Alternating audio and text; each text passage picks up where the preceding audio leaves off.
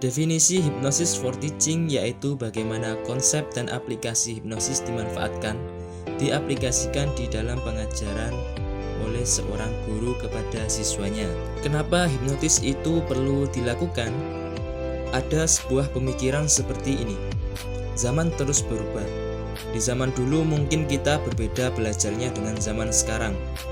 Di zaman sekarang ini anak-anak generasi Z itu sangat berbeda dengan memahami belajar di zaman dulu.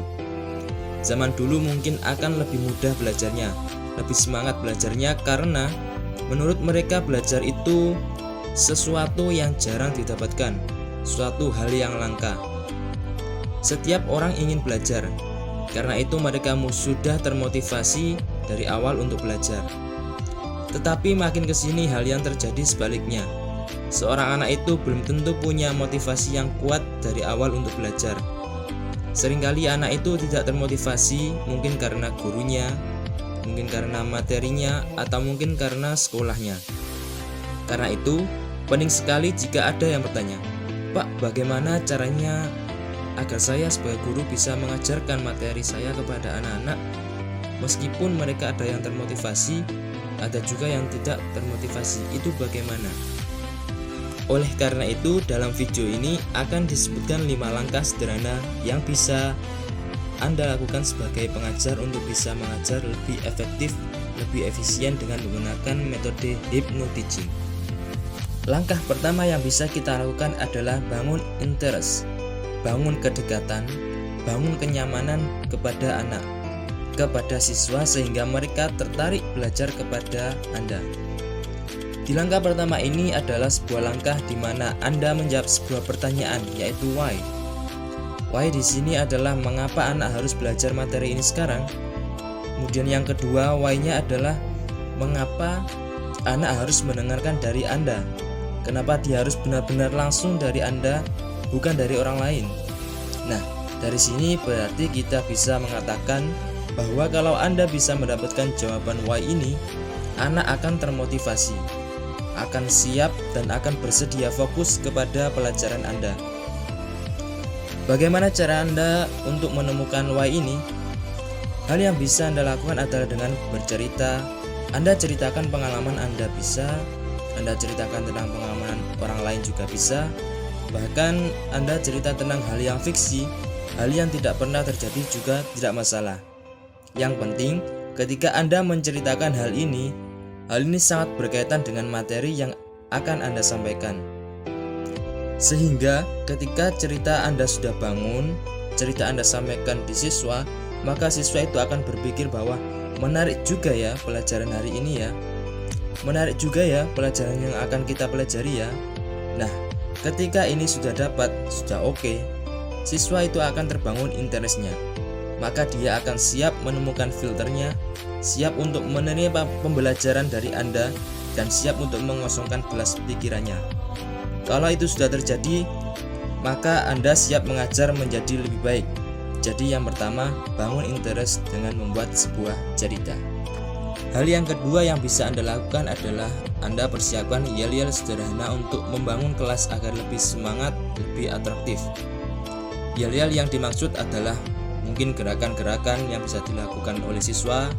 Ketika Anda meneriakkan satu yel-yel tertentu, siswa akan merubah gerakannya. Jadi untuk mengubah pikiran, untuk mengubah perasaan, untuk mengubah mindset seseorang yang paling gampang adalah dengan mengubah gerakannya. Jadi salah satu cara yang bisa kita lakukan adalah membuat yel-yel. Ketika di kelas kita bisa membuat yel-yel tersendiri, misalnya ketika kita bilang atau bertanya, "Bagaimana kabarnya hari ini anak-anak?" Nanti siswa akan menjawab, "Sehat, cerdas, ceria," sambil dengan adanya gerakan.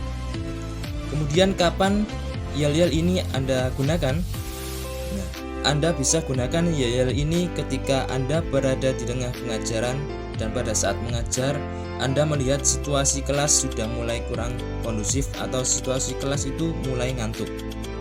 Anda bisa gunakan yel ini seperti Anda bertanya, "Anak-anak apa kabar? Bagaimana hari ini?" Nah, nanti siswa akan langsung merespon dan moodnya akan normal kembali. Langkah yang ketiga yaitu lakukan komunikasi dua arah. Tentu yang bisa Anda lakukan adalah Anda buat seperti tanya jawab boleh, Anda bertanya dan biarkan siswa menjawab, Anda bisa memberikan diskusi kelompok juga boleh, Anda bisa mengajak siswa berpendapat boleh, dan bahkan Anda bisa mengajak siswa mengulangi apa kalimat Anda. Hal-hal ini penting. Yang penting adalah jangan biarkan Anda itu berbicara sendiri di depan siswa. Kalau Anda bisa membangun ini, maka interaksi akan positif.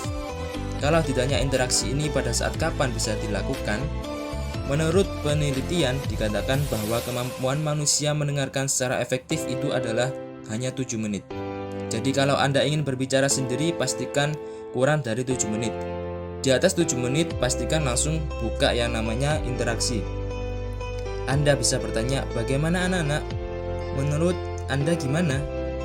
Menurut kamu apa yang harus kita lakukan? Biarkan kesempatan mereka untuk berbicara, jangan hanya Anda yang berbicara. Dengan sesama saling berbicara, maka situasi pembelajaran akan semakin happy, semakin menarik. Langkah keempat, apa yang harus Anda lakukan? Langkah keempat adalah Anda berikan resume pembelajaran. Hal yang paling penting adalah sebuah pembelajaran itu akan semakin menarik kalau ada repetisinya. Jadi ketika Anda mengajar, pastikan Anda membangun dari hal-hal yang kecil, sederhana-sederhana. Sehingga ketika ini sudah terjadi satu kesatuan, Anda buatlah resumenya di akhir dari pembelajaran. Jadi sehingga siswa akan kembali mengingat betapa pentingnya kaitan pembelajaran yang sudah dilakukan dengan cerita di awal, dengan interesting yang di awal, sehingga mereka merasa yakin bahwa pembelajaran yang telah mereka jalani ini benar-benar bermanfaat untuk hidup mereka. Cara membuat resume sederhana, Anda hanya tinggal mengulang formulanya, yaitu apa yang sudah Anda jelaskan, berikan hal-hal singkat terkait yang kita ajarkan. Yang kedua, kaitkan dengan why-nya di awal. Kalau itu sudah Anda lakukan, maka semua pelajaran yang telah mereka dengarkan, mereka pelajari itu akan diingat lebih lama dari biasanya. Langkah yang terakhir atau yang kelima yaitu dengan melakukan relaksasi pada siswa.